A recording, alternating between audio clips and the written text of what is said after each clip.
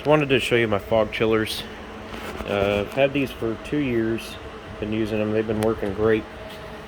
The small one I've used just to do a couple different things. The big one, I have pipes routed throughout my whole front yard that basically fill the whole front yard with fog, and tubes that run to the different props and put fog inside the props and coffins, things like that. Wanted to try something new this year. This is the way I've done both of my chillers in the past. Was you basically just fill this up with ice and let it cool down the tubing, and the fog goes in one side and then comes out the other. There's another hole in the back. This one, if you can see it, it's threaded, so I've got an end of my pipe that threads onto that so it hooks up and doesn't come off. So that's the way both of these were. Both of these just basically had tubing wormed around inside, and the ice chilled the tubing and the fog ran inside of that tube. The fog cooled off and then came out, which helps the fog lie low to the ground. This year I wanted to try something different, so this is how I'm setting it up.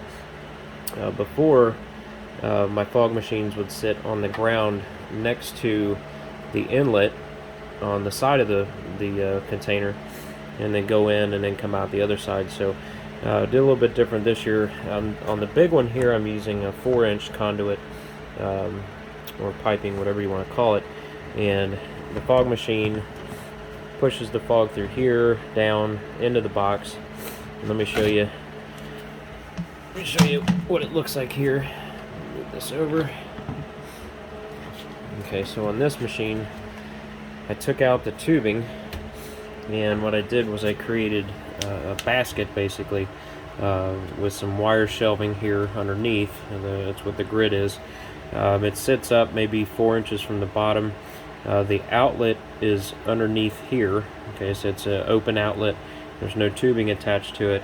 The fog that's coming in from the outside, going in down here, comes up this tube, comes up to the basket.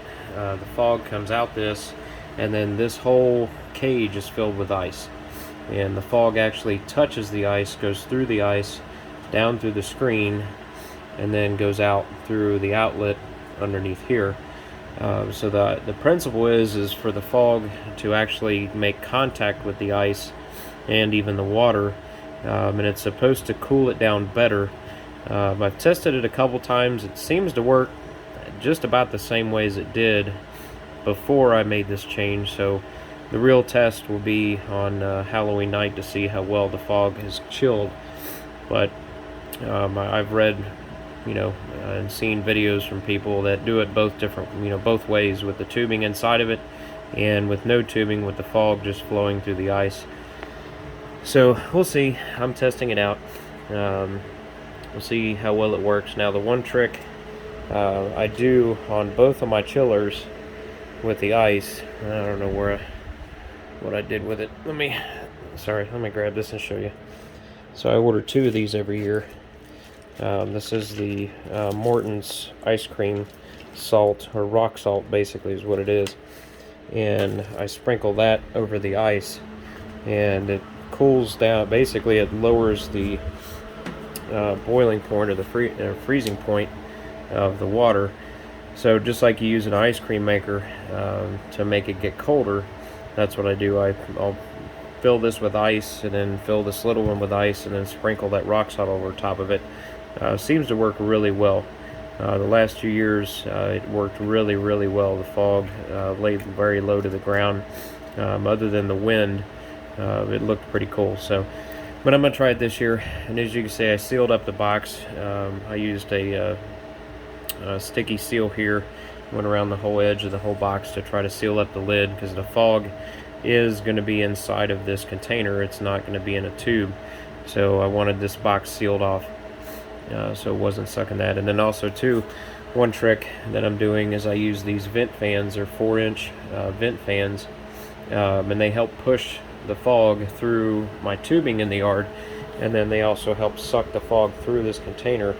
That works really, really well.